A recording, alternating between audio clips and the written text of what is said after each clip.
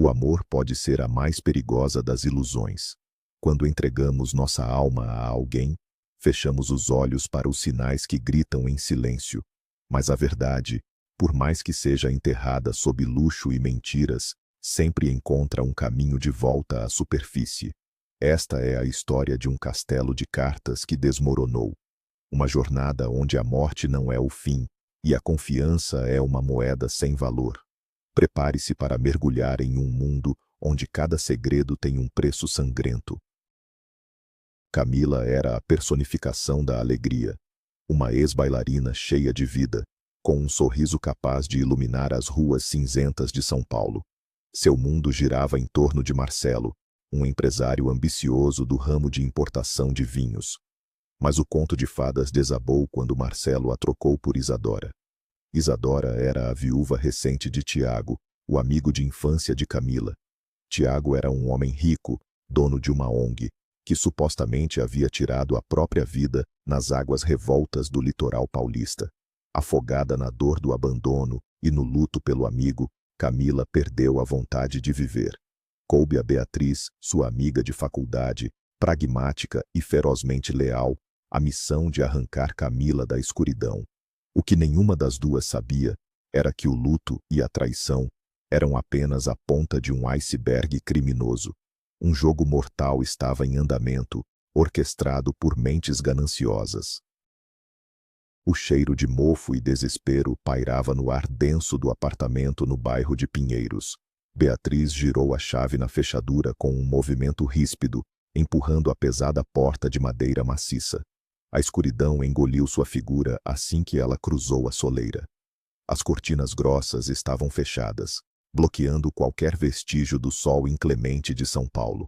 O silêncio era quebrado apenas pelo zumbido monótono da geladeira na cozinha e por uma respiração fraca, vinda do quarto. Beatriz caminhou a passos firmes, seus saltos ecoando no piso de taco antigo. Ela não estava ali para oferecer palavras de conforto vazias. Ela estava ali para resgatar sua melhor amiga do fundo do poço. Ao entrar no quarto, o cenário era desolador. Camila estava encolhida na cama, envolta em um edredom amarrotado que parecia não ver a máquina de lavar há semanas. Seus cabelos, antes cheios de vida e brilho, agora formavam um ninho opaco. O rosto de Camila estava pálido, com olheiras profundas marcando a pele sob os olhos inchados de tanto chorar. O quarto cheirava a tristeza acumulada. Pratos sujos repousavam sobre a mesa de cabeceira. Beatriz sentiu um misto de pena e raiva ferver em seu peito. Como um homem covarde como Marcelo poderia ter destruído uma mulher tão vibrante? Beatriz respirou fundo, preparando-se para a batalha. Ela puxou o edredom com força, ignorando o gemido de protesto da amiga. A luz do teto foi acesa num estalo seco, revelando a miséria emocional em todos os seus detalhes cruéis. Camila cobriu o rosto com as mãos trêmulas, tentando se esconder da luz implacável. Beatriz caminhou até a janela e escancarou as cortinas de uma só vez. A luz do sol da tarde invadiu o quarto, revelando a poeira dançando no ar estagnado. Beatriz cruzou os braços e encarou a amiga com uma expressão severa, mas seus olhos traíam uma profunda preocupação. Ela sabia que a dor do luto e do abandono era avassaladora. Camila não apenas perdeu o marido para outra mulher. Ela perdeu Marcelo para Isadora, a viúva de Tiago, seu melhor amigo de infância, que havia morrido tragicamente há pouco tempo. O peso dessas duas perdas consecutivas havia esmagado a alma de Camila. Beatriz sentou-se na beirada da cama, o colchão afundando sob seu peso. Ela tocou o ombro da amiga com suavidade. A voz de Beatriz saiu firme, mas carregada de afeto. Ela disse que a vida não ia parar porque Marcelo era um canalha. Camila soluçou alto, o som rasgando o silêncio do quarto. Ela murmurou que não conseguia respirar, que o peito doía como se estivesse sendo esmagado por pedras. Beatriz apertou a mão de Camila. Ela sabia que precisava ser o âncora da amiga naquele oceano de desespero. Beatriz declarou que a fase do luto na cama Havia acabado naquele exato segundo.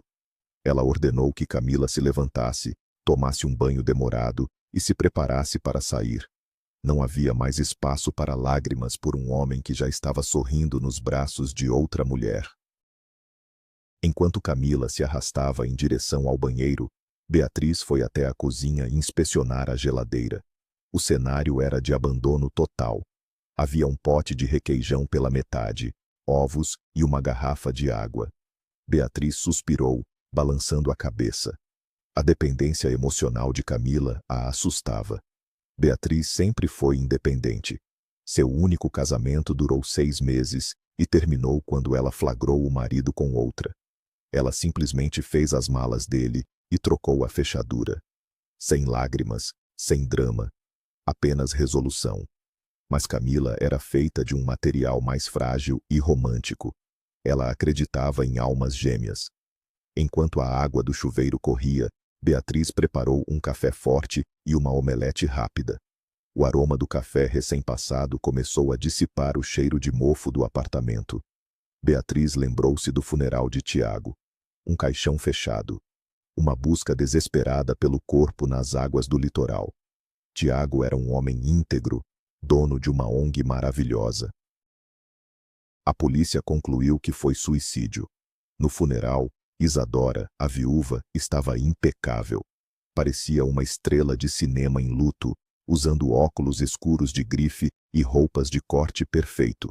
Não derramou uma única lágrima de verdade. E menos de 2 meses depois, Marcelo pediu o divórcio para ficar com ela. Beatriz bateu a espátula na frigideira com força.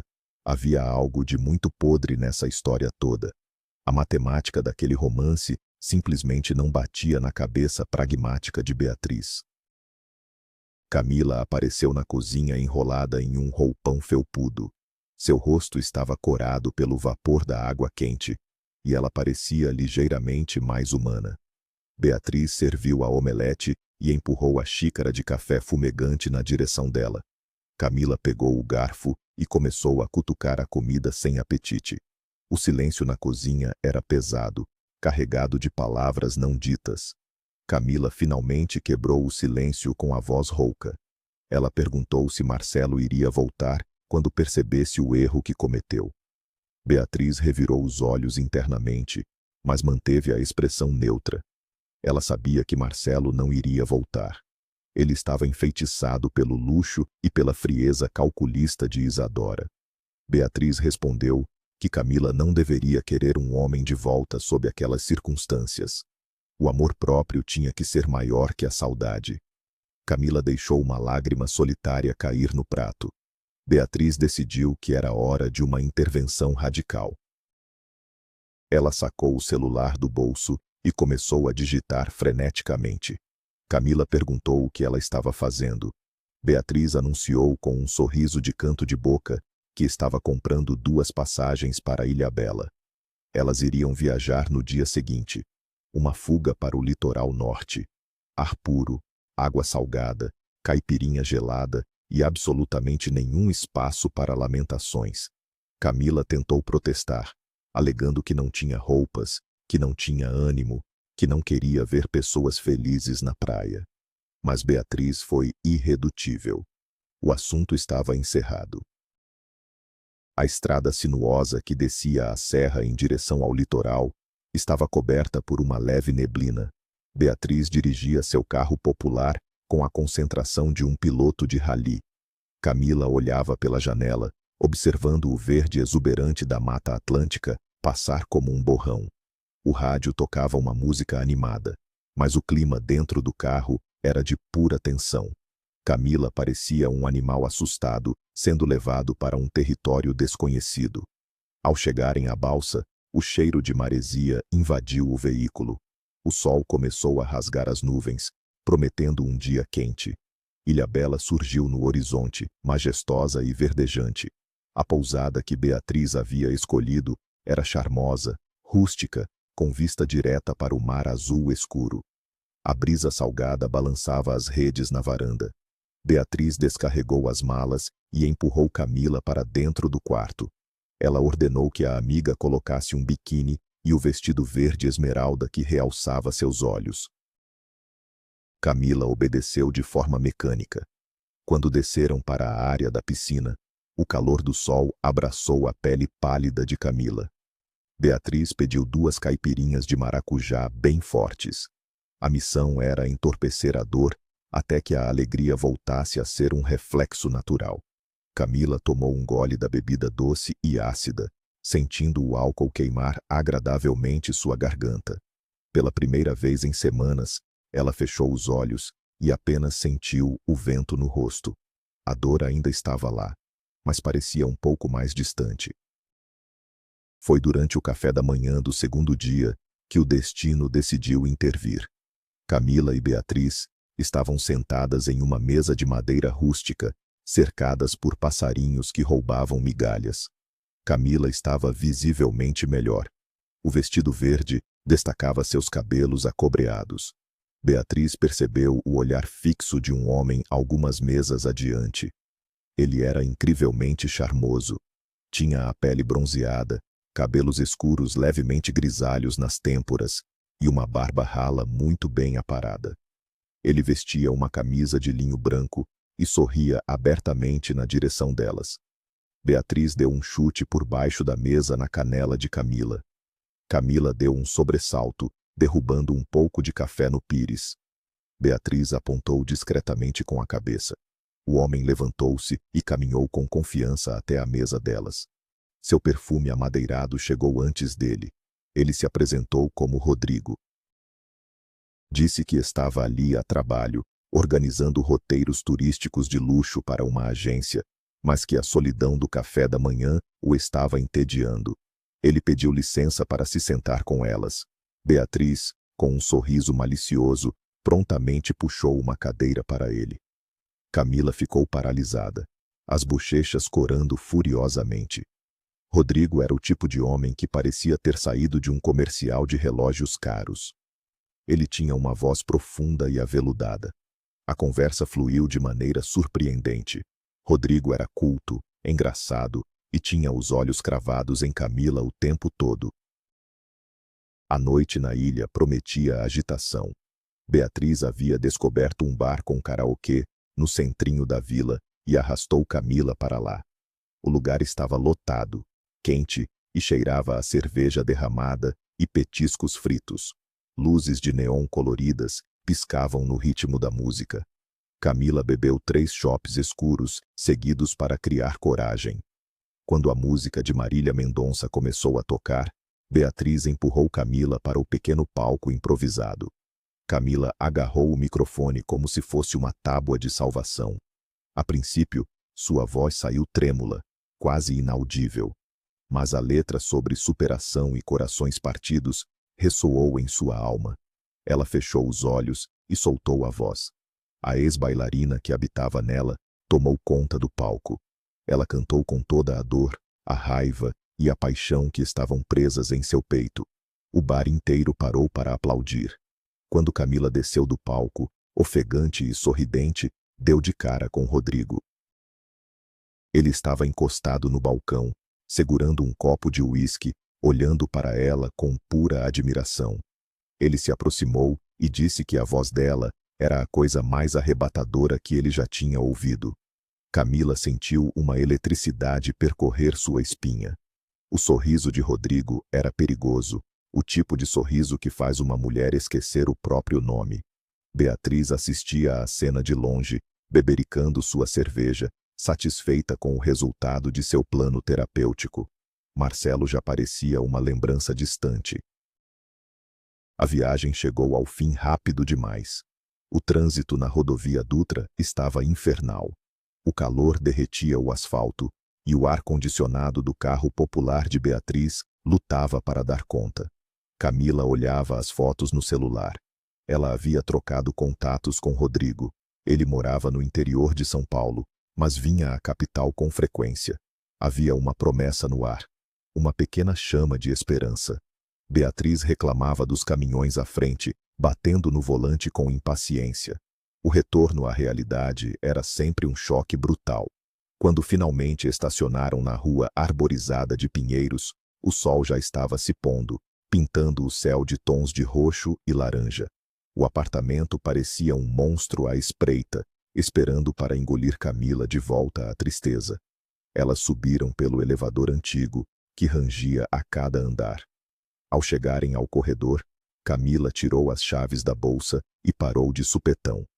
Ela arregalou os olhos e deu um passo para trás. A fechadura da porta estava cheia de arranhões metálicos recentes, e a porta, que ela jurava ter trancado, estava apenas encostada. O coração de Camila disparou.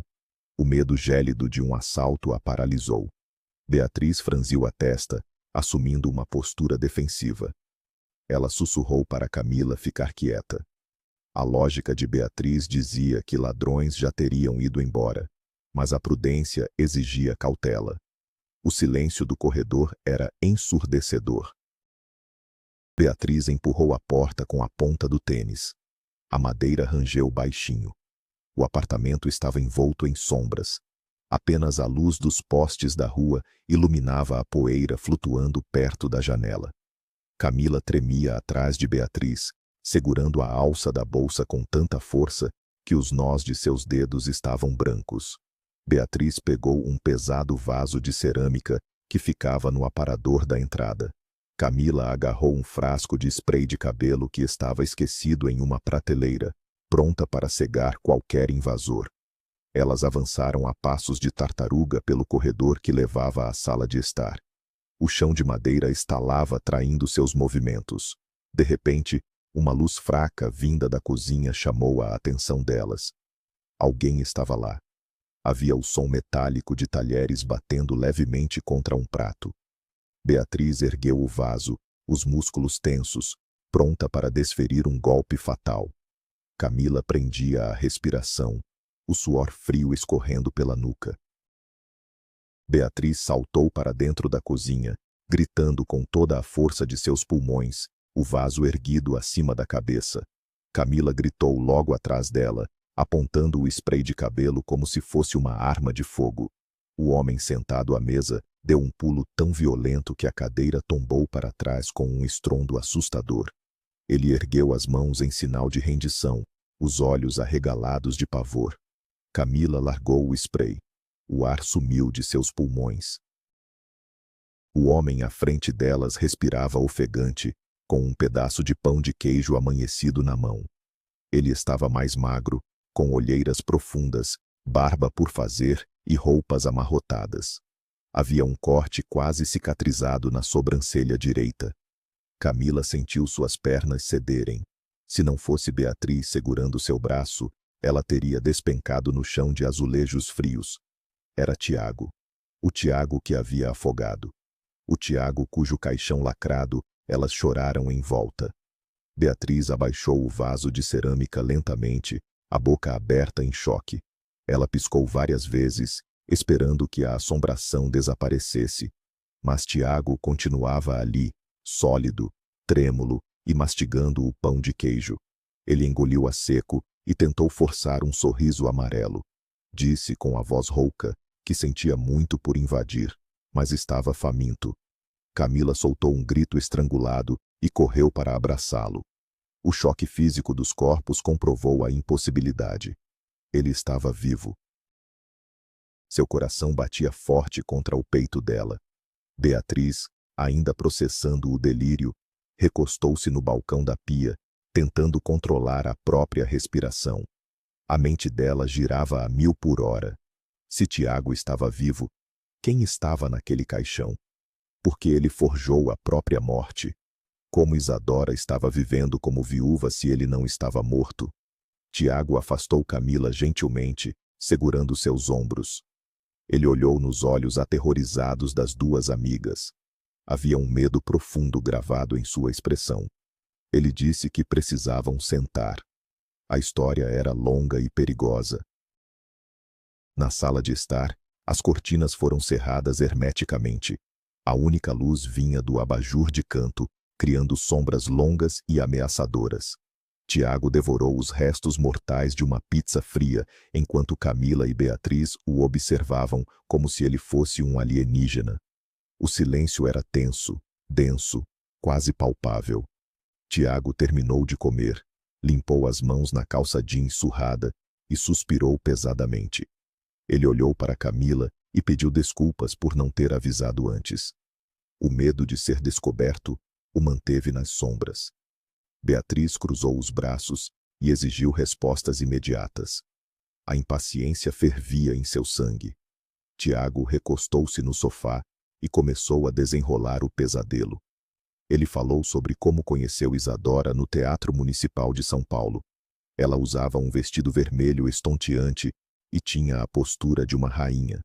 Tiago, um homem rico, mas de hábitos simples, ficou absolutamente hipnotizado pela elegância fria dela. O namoro foi rápido e intenso. Isadora exigia o melhor. Restaurantes caros, joias de grife, viagens para a Europa.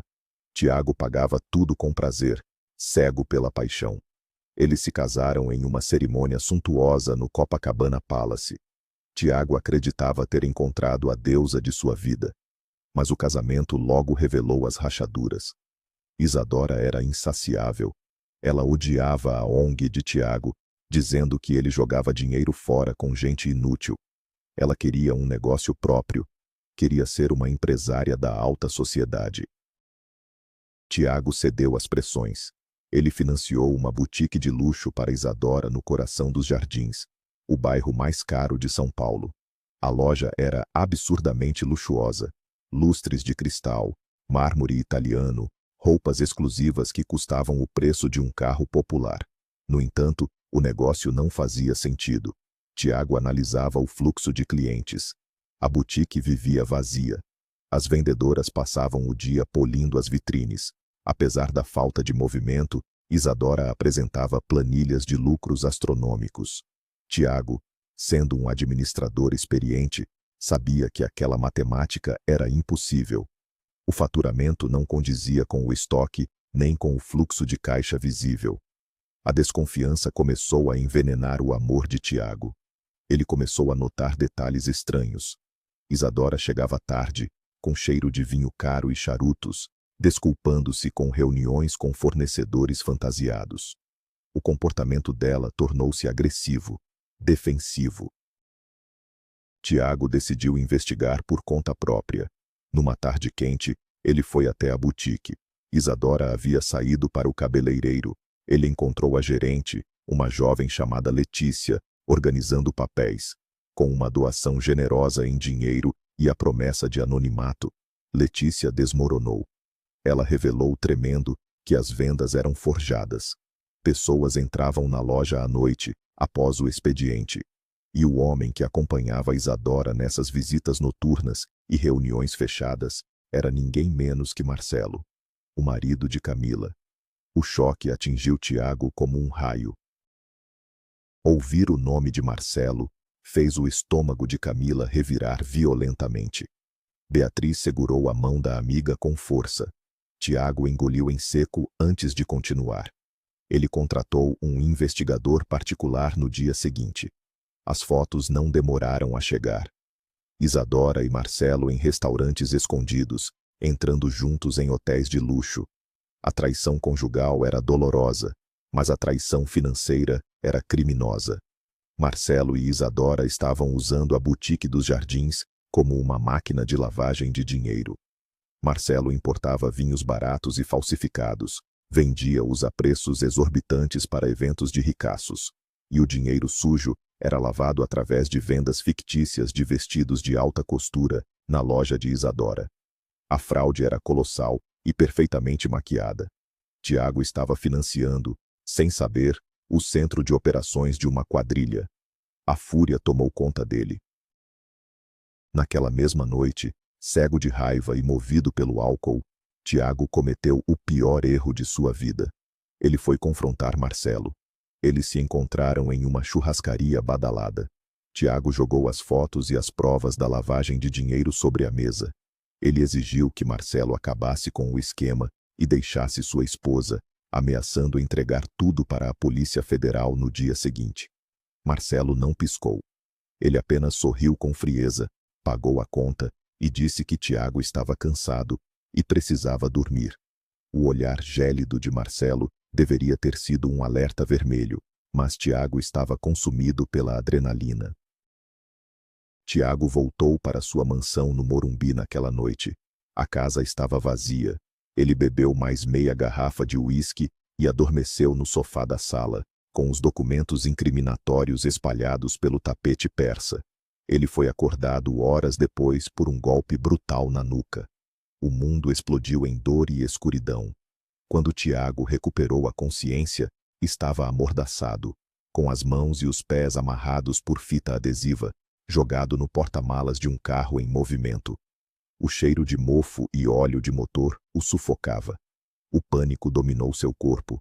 Ele tentou gritar, mas a mordaça de pano absorvia todo o som. O carro viajou por horas em estradas esburacadas. Finalmente, o veículo parou. O porta-malas foi aberto com violência. A luz fraca da lua revelou as copas de árvores altas e o som distante de ondas batendo nas pedras. Ele estava em algum lugar remoto no litoral norte, cercado pela Mata Atlântica. Um homem atarracado, com o nariz torto e olhar vazio, o arrastou para fora do carro, como se ele fosse um saco de lixo. O homem puxou uma faca de caça, o brilho da lâmina refletindo o luar.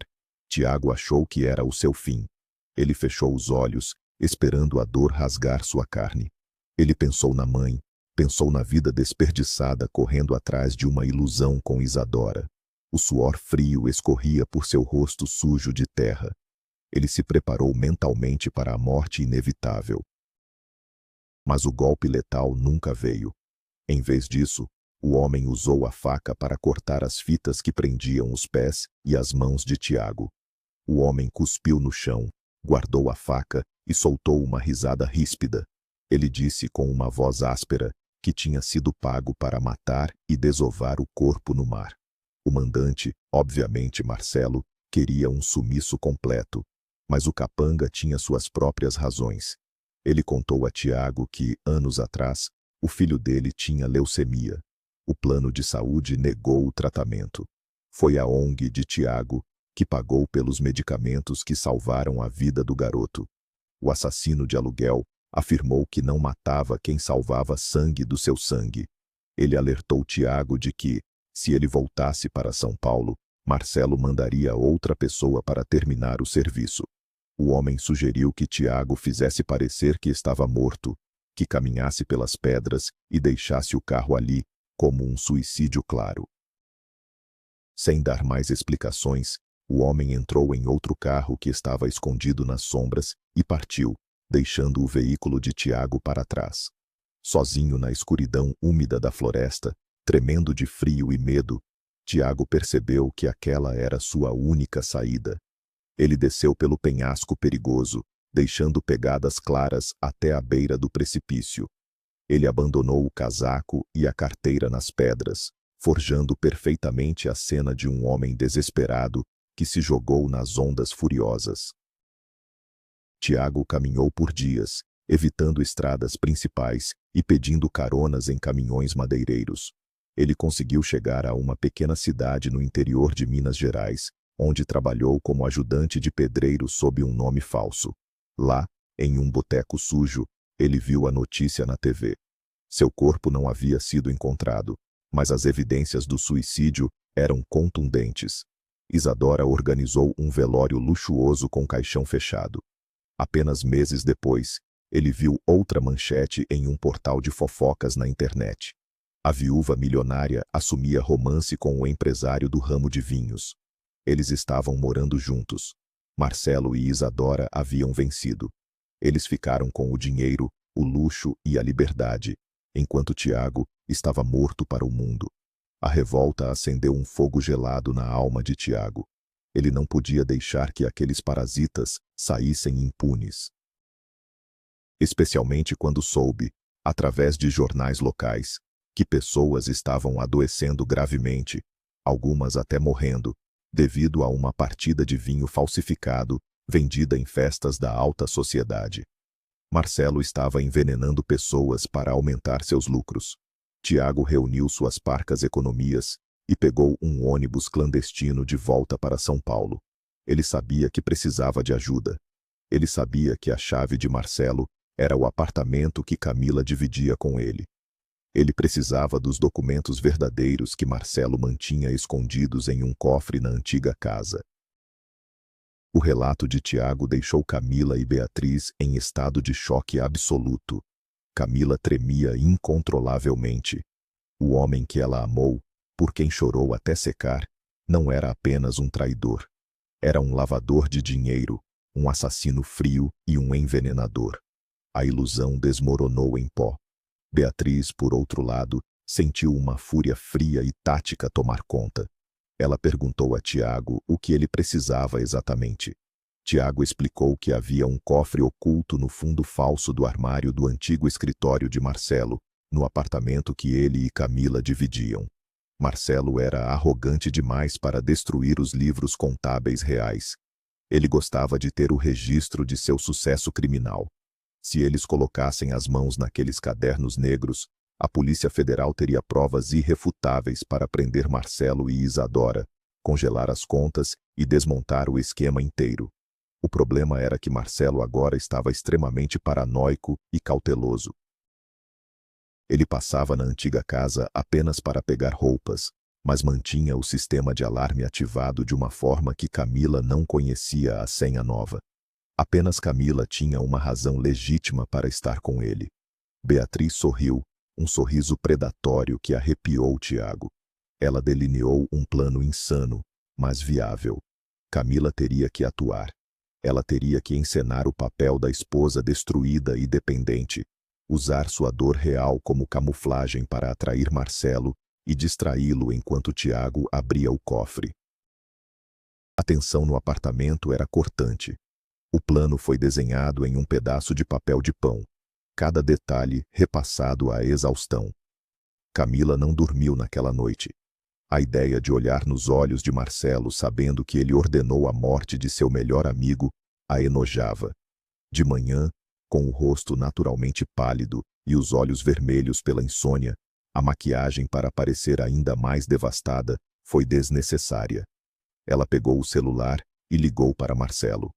O toque chamava e cada som era uma tortura. Quando ele atendeu, a voz soou impaciente e fria.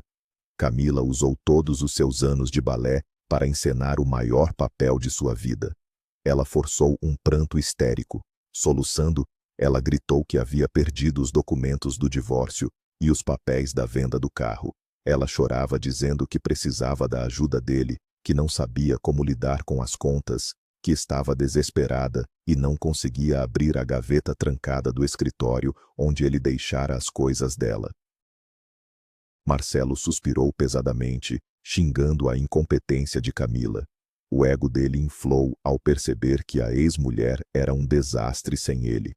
Com um tom de superioridade, ele disse que passaria no apartamento em 1 hora para resolver o problema de uma vez por todas. A isca havia sido engolida. Camila desligou o telefone e olhou para Tiago e Beatriz. O jogo começou. Tiago precisaria ser um fantasma ágil e Beatriz ficaria na retaguarda. Marcelo chegou pontualmente. O barulho de seus sapatos italianos no corredor do prédio fez o coração de Camila saltar até a garganta. Beatriz e Tiago estavam escondidos no banheiro social, no escuro, segurando a respiração. A fechadura girou. Marcelo entrou no apartamento com a arrogância de um dono de terras, inspecionando uma propriedade decadente. Ele vestia um terno azul marinho de corte impecável e cheirava ao mesmo perfume caro que antes dava conforto a Camila, mas que agora causava náusea. Camila estava sentada no tapete da sala, cercada de papéis espalhados, chorando de forma controlada. Marcelo bufou de desgosto. Ele caminhou até ela e perguntou onde estavam os malditos papéis que ela afirmava ter perdido. Camila, mantendo a cabeça baixa para esconder o ódio em seus olhos, apontou para a estante da sala de estar e inventou uma história confusa sobre gavetas emperradas. Ela pediu que Marcelo a ajudasse a procurar na varanda, onde ela supostamente havia deixado uma caixa de documentos. Marcelo, revirando os olhos e resmungando sobre perda de tempo, seguiu para a varanda. Esse era o sinal. O momento de vulnerabilidade. Camila fechou a porta de vidro da varanda sutilmente, ganhando alguns preciosos segundos. No fundo do corredor, a porta do banheiro se abriu. Tiago saiu silenciosamente, movendo-se como um felino em direção ao antigo escritório. O escritório cheirava a couro e charutos antigos. Tiago foi direto para o armário embutido na parede. Seus dedos ágeis procuraram a pequena fresta na base de madeira. Ele encontrou o painel falso e o pressionou. A porta revelou um cofre digital acoplado à parede. Tiago suava frio. Ele fechou os olhos e tentou lembrar do que havia descoberto na época da investigação paralela. Marcelo era um homem vaidoso, o tipo de narcisista que usaria algo previsível para os íntimos, mas invisível para estranhos. A data do casamento com Camila? Não, ele a desprezava. O aniversário da empresa? A senha foi digitada. Erro. Luz vermelha. O alarme dispararia na terceira tentativa. Na varanda, Marcelo começava a se irritar com a bagunça inútil e gritava com Camila através do vidro fechado. Tiago respirou fundo. Ele pensou em Isadora. Pensou na obsessão de Marcelo pelo poder e luxo. O nome do primeiro vinho caríssimo que Marcelo havia importado de forma ilegal e lavado na boutique. Chateau Lafite, safra 1982. Tiago digitou rapidamente. 198200. Um bip suave ecoou. A luz verde acendeu. O coração de Tiago quase explodiu. Ele girou a maçaneta pesada. Lá dentro, repousavam 2 grossos cadernos encadernados em couro negro e várias pastas de extratos bancários de paraísos fiscais. O cálice sagrado das provas criminais. Tiago enfiou os cadernos e as pastas dentro da mochila esportiva preta. Ele fechou o cofre, empurrou o painel falso e deslizou para fora do escritório, voltando para o esconderijo no banheiro, trancando a porta com um clique suave.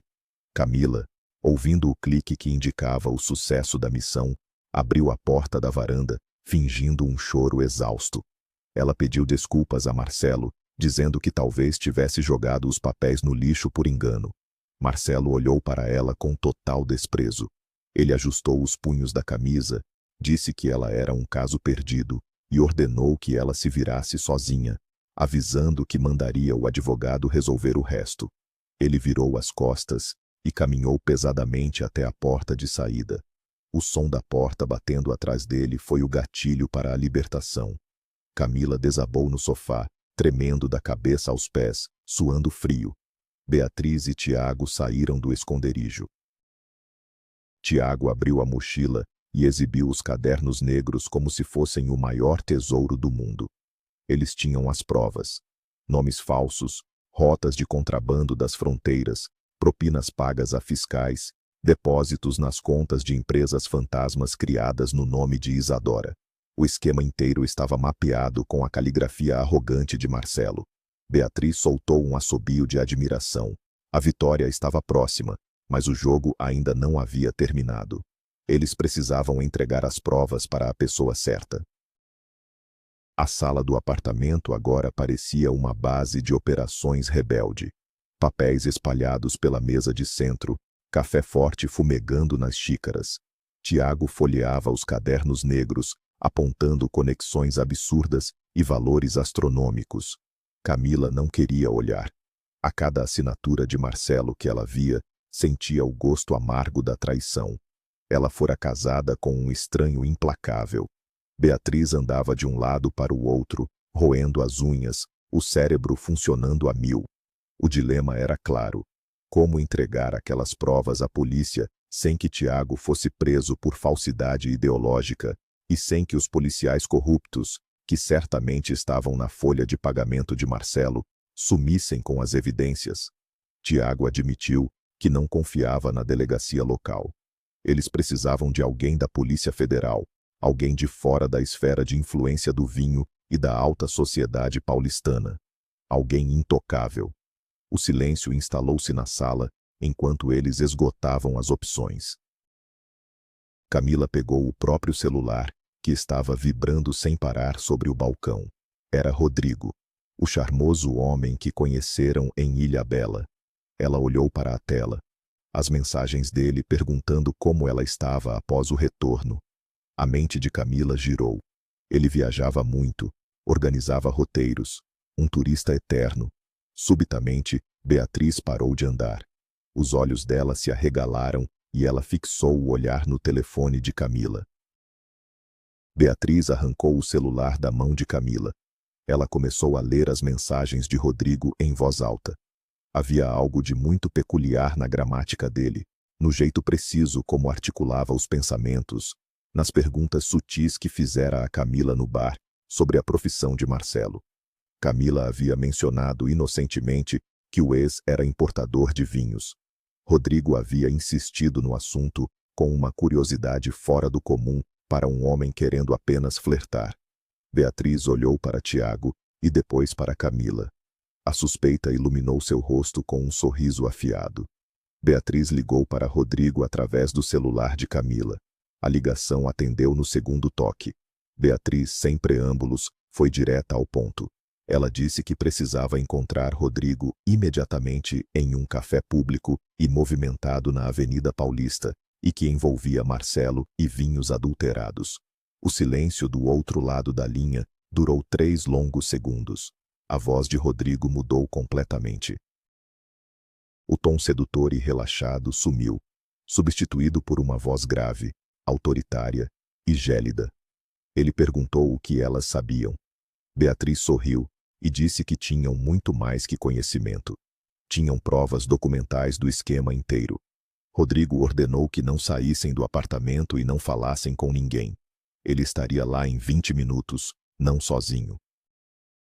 A tensão no apartamento era quase insuportável. Camila roía o polegar, enquanto Tiago checava através da fresta da cortina a movimentação na rua abaixo. Exatos 18 minutos depois, batidas fortes ecoaram na porta de madeira. Tiago recuou, preparado para o pior, segurando o pesado vaso de cerâmica. Beatriz espiou pelo olho mágico. Lá fora estava Rodrigo. Ele não usava mais a camisa de linho descontraída de Ilhabela. Ele vestia um terno preto funcional, ostentava um distintivo dourado pendurado no pescoço e estava acompanhado de 2 agentes armados com coletes da Polícia Federal. Beatriz abriu a porta lentamente. Rodrigo entrou, seus olhos percorrendo o ambiente taticamente antes de parar em Camila. A expressão dele era profissional, mas trazia uma ponta de desculpas. Ele sacou a credencial. Inspetor-chefe Rodrigo Vasconcelos. Ele confessou que o encontro em Ilhabela não foi uma coincidência do destino. Ele estava investigando o esquema de Marcelo e Isadora havia meses, acompanhando a morte suspeita de Tiago e o fluxo de dinheiro lavado pela boutique. Quando Camila e Beatriz viajaram, a equipe dele rastreou o carro. A aproximação na pousada foi uma tática para conseguir informações internas, para ver o quanto Camila estava envolvida no esquema. Rodrigo encarou Tiago, o fantasma vivo, e deixou escapar um suspiro de incredulidade. O que a Polícia Federal achava ser uma investigação de contrabando, acabou de virar um caso de homicídio forjado. Rodrigo sentou-se à mesa da cozinha, ignorando o café frio. Ele abriu os cadernos negros de Marcelo. Conforme lia os registros meticulosos, seus olhos brilhavam. Eram as peças que faltavam no quebra-cabeça. Ele explicou que Marcelo não estava apenas sonegando impostos. A ambição o levou a falsificar selos do Ministério da Agricultura, trazendo vinho tóxico, contaminado com metanol, da fronteira sul, para mascarar custos. Aquele vinho estava matando pessoas nos hospitais particulares. A prova documental da participação direta de Isadora nas contas fantasmas fechava o caixão do casal de criminosos. Tiago perguntou sobre seu próprio destino, o crime de forjar a morte. Rodrigo fechou o caderno com força. Ele olhou profundamente para Tiago e ofereceu um acordo extraoficial e providencial. Tiago foi vítima de uma tentativa de homicídio e sequestro, coagido pelo medo. Se ele cooperasse plenamente como testemunha e detalhasse as operações financeiras da ONG, Para provar que a lavagem passava longe dali, o Ministério Público o veria como vítima e delator. A pena seria convertida ou anulada em prol da justiça maior. Camila olhava para Rodrigo com uma mistura de choque e fascínio. Aquele homem a enganara usando sedução, mas, ironicamente, ele era o anjo da guarda que precisavam para destruir os monstros que as assombravam. A operação foi desencadeada na madrugada de sexta-feira. Foi uma ação cinematográfica que parou os Jardins e o Morumbi. A Polícia Federal cercou a mansão onde Marcelo e Isadora dormiam abraçados em lençóis egípcios. Sirenes cortaram o silêncio da noite. Giroflês pintaram as paredes de vermelho e azul. As portas de mogno foram arrombadas. Marcelo foi algemado, enquanto tentava freneticamente jogar o celular no vaso sanitário. Isadora, sem maquiagem e com os cabelos desgrenhados, gritava histericamente, exigindo ligar para seus advogados e ameaçando processar o Estado por invasão de privacidade. A humilhação de ser escoltada para a viatura usando roupão de seda, sob os flashes de repórteres curiosos que magicamente apareceram no local, destruiu sua pose aristocrática. Ao mesmo tempo, equipes fecharam a boutique nos Jardins, confiscando roupas falsificadas e computadores, lacrando as portas de vidro com a fita amarela da polícia. O castelo de cartas havia colapsado com um sopro ensurdecedor. Tiago assistiu a tudo pelas imagens borradas da televisão na casa de Beatriz, que servia de bunker. Uma estranha sensação de paz, fria e metálica, lavou sua alma. Não havia alegria na vingança, apenas o fechamento brutal de um ciclo de mentiras. Os jornais não falavam de outra coisa. O escândalo do vinho de ouro falso estampava as capas. As fotos de Marcelo e Isadora com uniformes prisionais substituíram as aparições nas revistas de alta sociedade. O promotor do caso não teve piedade. O acúmulo de crimes formava uma avalanche jurídica: formação de quadrilha, lavagem de dinheiro, evasão de divisas, tentativa de homicídio contra Tiago e responsabilidade civil e criminal pelas intoxicações com metanol. O juiz negou todos os pedidos de habeas corpus. O dinheiro sujo, as contas em paraísos fiscais, os carros importados, tudo foi bloqueado e confiscado. Isadora tentou jogar a culpa em Marcelo, alegando ignorância, dizendo ser apenas uma vitrine inofensiva. Marcelo tentou alegar que Isadora era a mente criminosa por trás das offshores. Um devorou o outro na ânsia de salvar a própria pele. Camila assistiu a algumas das audiências pela televisão, abraçada a um travesseiro. A dor da perda já não existia. Havia apenas uma indiferença cansada por aquele homem rastejante que implorava por acordos de delação premiada que lhe eram negados. Marcelo passaria os melhores anos de sua vida atrás das grades, respirando ar viciado em vez dos aromas complexos da Toscana. O retorno à vida normal foi lento e permeado de ajustes traumáticos, mas também de uma estranha beleza curativa. Tiago passou por dezenas de interrogatórios, auxiliado por advogados brilhantes, indicados por Rodrigo.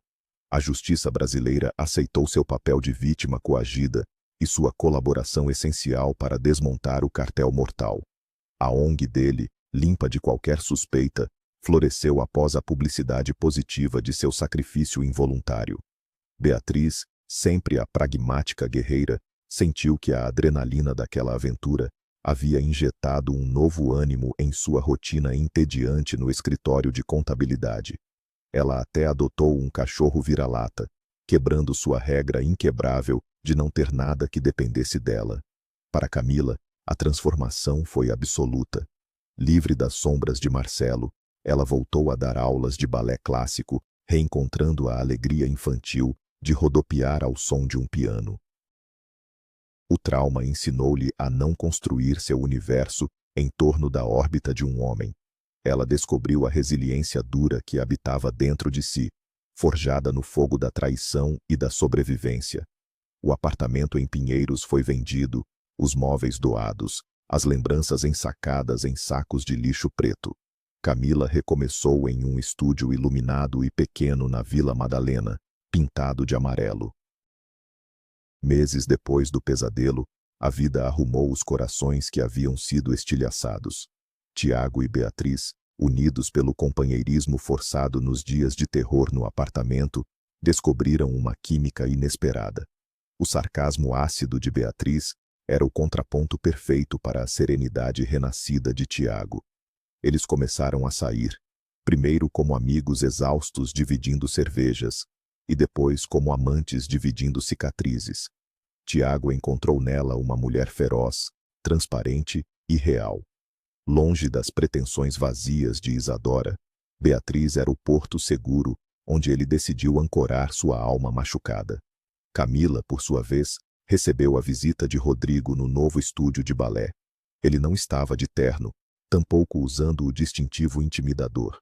Vestia a mesma camisa de linho e o sorriso desarmante de Ilhabela.